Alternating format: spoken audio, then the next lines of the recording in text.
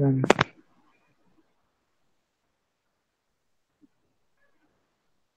Hello guys. Our topic for today is Me and My Heart Part 1. Ayun. How will you handle your heart toward those who impose you so much on you? Can you handle abundance and as well as adversity? Yan. Ito yung lesson natin is nakakatulong sa atin para ma-build yung character natin and yan, to become the person God wants us to be. God rarely takes any of us directly from point A to point B in the most direct and efficient route. Life is filled with purposeful, full, and planned detours because God is more interested in developing our character than fulfilling our dream. Yan. Mas gusto kasi ni God na mas ma-develop yung character natin habang ina-achieve natin yung dream natin kaysa ma-achieve natin o ma-fulfill yung dream. Ayun yung mas importante para sa kanya, sabi. Our destination is not only God's only concern. Our character development is equally, if not more important, so that we are prepared for that destiny. We look at the life of Joseph and we've seen that God took his life on a major detour before placing him in his dream job. Yun nga, marami siyang dinaanan na paghirap sa buhay bago niya na kuha o na place siya dun sa kanyang dream na life o trabaho. And before God could use Joseph or me, he had to make Joseph or me into a usable man. Yan. That God used a zigzag pattern in Joseph's life with both servitude and imprisonment. Yun nga, nagkaroon siya ng mga zigzag na pattern na tataas, bababa, yung buhay niya, na iba-ibang pagsubok yung dumating sa buhay niya. Yan, nakulong din siya, naano din siya dun sa ano.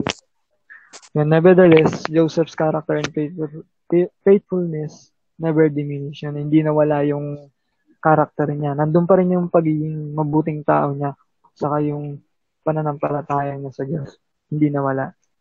So yun nga, parang ano na yun sa kagaya ng sa isang kuwari, sa kutsilyo, yun. 'Di ba, pinapanday yung kutsilyo para magkaroon ng kwenta o maging usable ng isang sa kitchen. Yun. Kasi kung hindi na pandayan na naging kutsilyo agad yan, 'di ba? Pwedeng mapurol, pwedeng madaling mabali. Yun.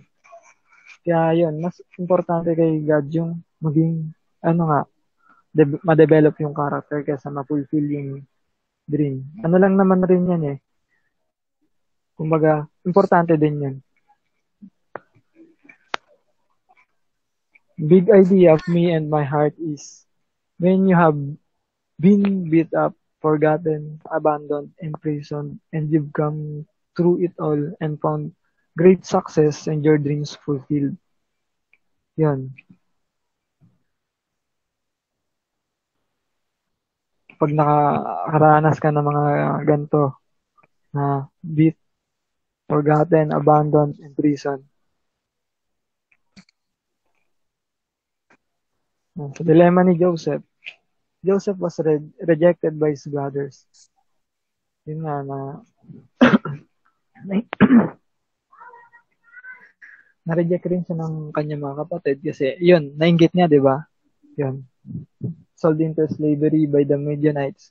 Sa halip na pinatay nila, binenta na lang. Was accused by Potiphar's wife. Yun, unjustly imprisoned by Potiphar. Forgotten by the chief cupbearer. Ayun. And now, at last, Joseph is one with all the power and authority.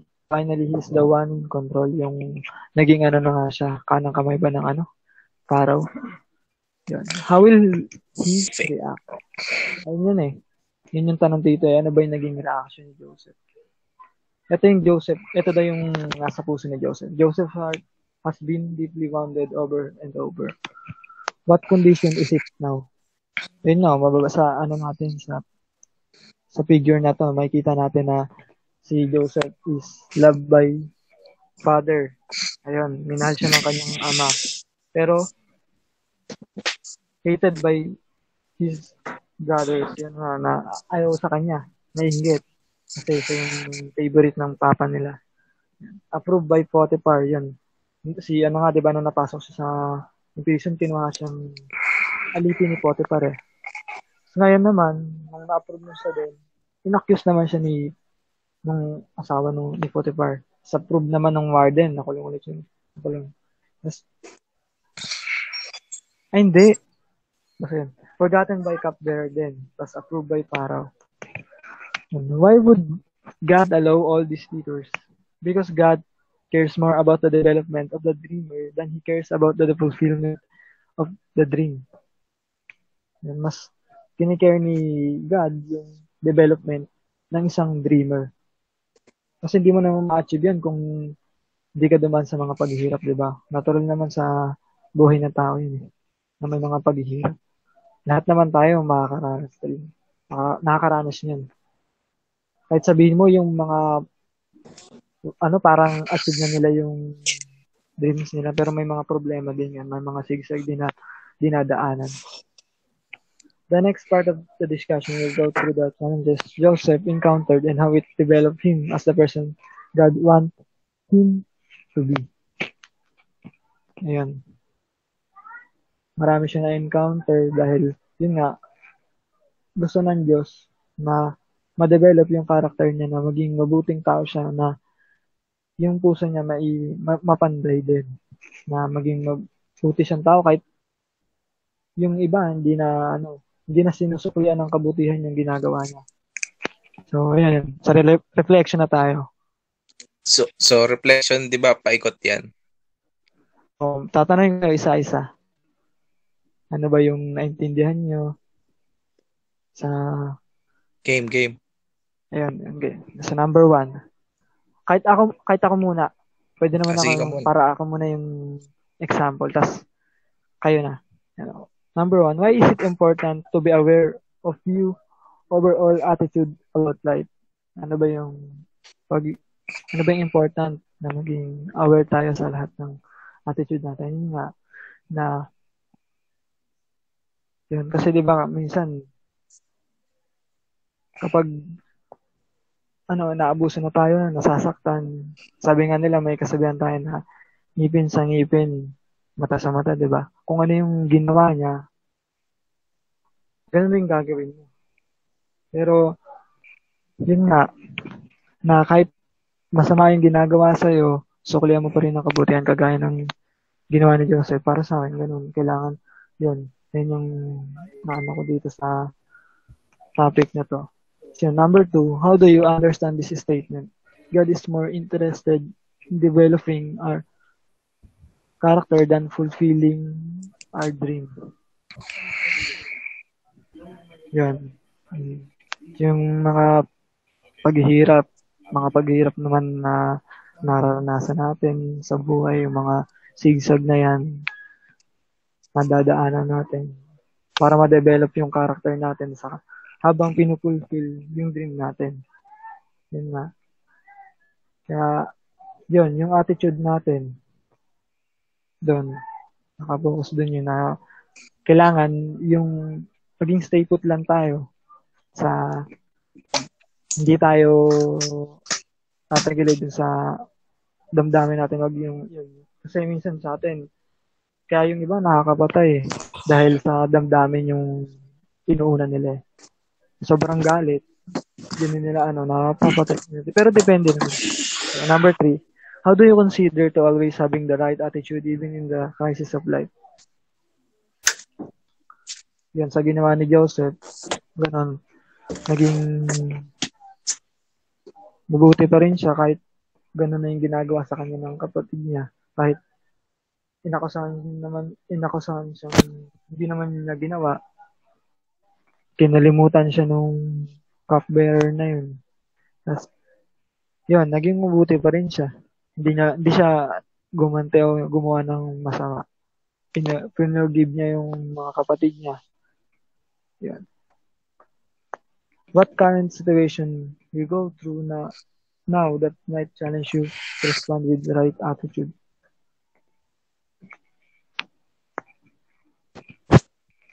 Yun. Kasi, sabi nga, si God, mas inaano niya yung development ng character kaysa sa fulfillment ng dream. Kaya yung right attitude is mas importante kaysa matupad mo nga yung pangarap mo pero yung ugali mo pangit naman, yung nakakatisod ka na ng ibang tao. Diba baka mo, si Aura, sige example ko na yun, si Aura, diba? Yung bakla yun. Inano niya yung tricycle driver ay natisod siya dun eh. Yung dream niya nandun na nga pero may inano naman siyang tao. Kaya kahit ma-fulfill mo yung dream mo, yung nandun ka na sa dream mo, pero yung ugali mo, nakakatisod yun, nakakasakit ka na ng ibang tao. Yun. Kaya mas importante yung right attitude. Yun. Tapos na. Ikaw Akin? Sa'yo. Banda. So sa akin, sa reflection ko sa number 1. Yung number 1 is why is it important to be aware of your overall attitude about life? Para sa akin, kailangan talaga, bago natin, tulad nung 'di ba? Kine-create ni God. Sabi nga dito, mas nagki-care si God sa development ng character natin kaysa sa fulfillment ng dream natin. Para sa akin, kailangan kilala natin yung ugali natin, yung buong overall attitude natin. Bago natin ma-fulfill kung ano man ang gusto natin ma-fulfill, kailangan kilala natin kung ano yung magiging attitude natin sa isang bagay. Yun para sa akin. Sa number 2, how do you understand the statement? God is more interested in developing our character than fulfilling our dream. Para sa akin, ang gusto ni God kasi mas ma-develop yung character natin. Hindi niya gustong mag-abot natin yung pangarap natin na wala tayong ginagawa. Gusto ni God na yung character natin, kapag naabot natin yung mga pangarap na yun, nahubog na yung pag-uugali natin na gumawa ng tama at kung anong dapat gawin sa mga crisis na mga situation. Sa number 3 naman, how do you consider to always having the right attitude even in the crisis of life? Para sa akin, kailangan i-consider natin na gumawa pa rin ng tama kahit sa sobrang hirap ng buhay. Ganun. Minsan, sa sobrang hirap ng buhay, yung iba nakakagawa ng sama. Nagnanakaw, ganun. Siyempre, dapat sa mga ganung pagkakataon sa crisis tayo ng buhay, kailangan alam mo pa rin yung tama at mali at kailangan alam mo yung right attitude na gagawin mo. Sa number 4, what current situation you go through now that might challenge you to respond with right attitude? Para sa akin, tulad ng yung current situation natin ngayon, di ba may COVID, yung challenge ngayon, yung mga tao, halos karamihan ng mga tao nagiging sobrang negative na sa buhay. Iba nga, nagpapakamatay na eh. So, para sa akin, maging positive lang lagi. Yung respond natin sa maging right attitude ng mga tao ngayon sa current situation is maging positive lagi. Kailangan full of hope lagi araw. Tsaka yung mga dreams natin, alam natin kung paano natin tutuparin yun. Okay na ako. Yun. Salamat, Yan. Tama yung sinabi mo. Nagkaintindihan tayo doon. So, yan. Si Dan naman sunod. So, yun. Yung reflection ko naman, para sa number 1, why is it important to be aware of your overall attitude about life? Mahalaga kasi na maging aware tayo sa ugali natin kasi unang-una, yun yung kung anong merong ugali tayo ngayon, ibig sabihin ganun tayo hinubog ng mga magulang natin. Bale, Kung ano yung pagkatao mo ngayon, kung ano yung pinapakita mo sa iba, yun yung sign na parang, ay, tama pala to, ganito, maganda to pinalaki ng mga magulang niya. Kumbaga well-mannered ka, yung hindi mapapahiya yung mga kapamilya mo, ganon. Saka, dapat aware ka sa ugaling meron ka kasi hindi lahat ng tao magiging ka-vibes mo. May mga taong hindi magugustuhan ng ugali mo, pero may mga tao ring magugustuhan ng mga ugali mo tulad ng mga kaibigan mo. Kaya maganda maging aware sa ugali natin dahil yun nga para alam natin kung saan tayo lulugar at hindi sa mga at alam natin kung saan tayo hindi sasama. Number 2. How do you understand this statement? God is more interested in developing our character than fulfilling our dream. So, para sa akin, literal na ang meaning nito is ang Panginoon, wala naman niyang pakialam kung anong pangarap natin eh. Dahil unang-una, tarado na niya yan lahat kung saan talaga tayo babagsak. Kumbaga, meron tayong free will para piliin yung pangarap na yon. Pero later on, dahil sa pag-develop niya sa atin, doon tayo babagsak sa kagustuhan niya. Kumbaga, sa umpisa pa lang, yung pag-develop niya sa mga karakter, ginagawa niya yan kasi yung dulong kababagsakan natin, alam na niya. So, yun. Number 3, how do you consider to always having the right attitude even in the crisis of life?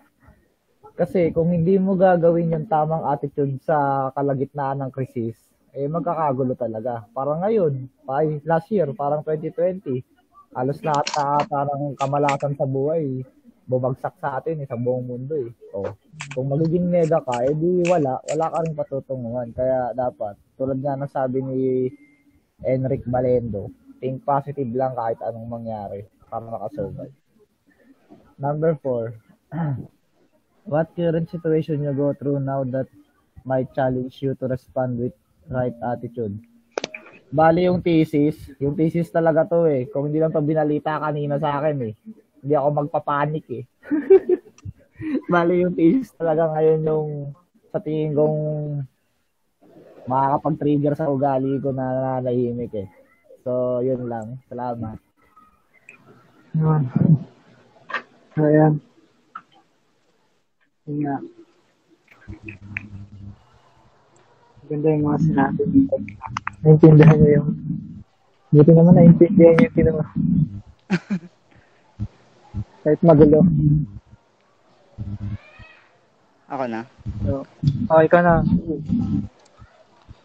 Ako, sorry kung medyo kasi nasa labas ako may mga dumadaan na motor.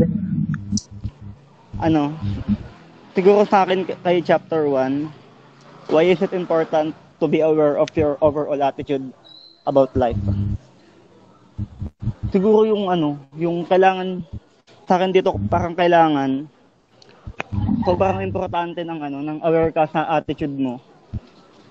Kasi magre-reflect to sa magre-reflect to sa sarili mo. Tsaka kung sa lahat ng mga pupuntahan mo, dala-dala mo to. Kaya dapat aware ka kung anong attitude meron ka. Na kailangan, kung kailangan kontrolin na dapat maging good lang lagi. Dapat ganun.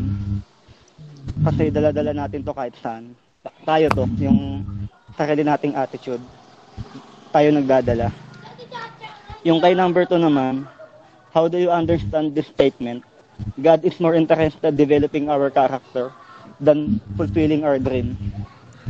Dito naman sa akin, kasi madalas may time talaga, hindi pala may time, madalas talaga na sa sobrang pagpoporsyon natin ng dream natin, hindi natin namamalayan na nakakalimot na tayo sa mga ibang dapat natin gawin, lalo yung ibang mga importante. Yung kaka-pursue mo, minsan nakakalimutan mo na si God. Yun. Kasi yung pangarap natin, sa totoo lang, lang talaga. Hindi natin alam kung anong mangyayari sa mga pangarap natin. Ang importante talaga, kilalanin muna natin si God. Kasi kahit na anong pangarap natin, mas better yung pangarap niya kaysa sa atin.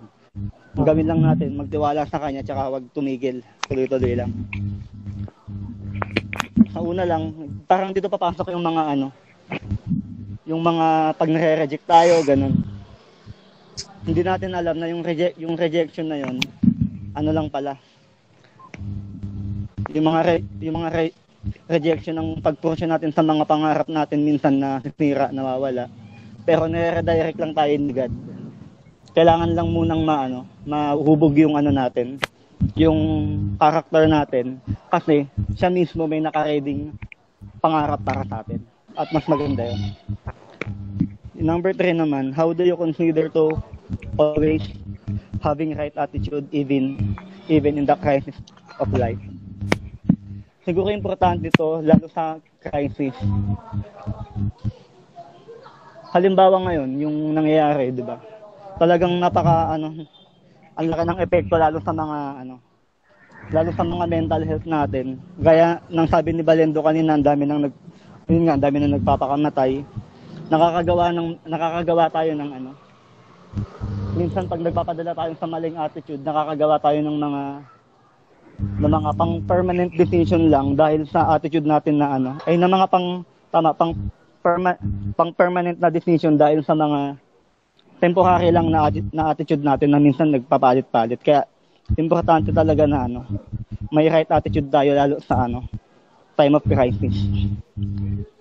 What current situation you go through now that might challenge you to respond with the right attitude? Yun din. Yung nagulat kami talaga nila ng mga kagrupo ko nung binalita na sir yung thesis natin. Tapos dumagdag pa yung nagkakaroon kami ng konting pasok sa trabaho. Importante yung may good attitude tayo, right attitude sa mga ganung situation talaga na kailangan nakaset talaga yung mindset natin sa right lang, sa tama. Yun lang. Yun yung akin. Yun. Salamat, Erwin. Nasa biyahe pa yan. Sige. Thank you sa lahat ng review. Thank you. Salamat sa paghintay. Yan.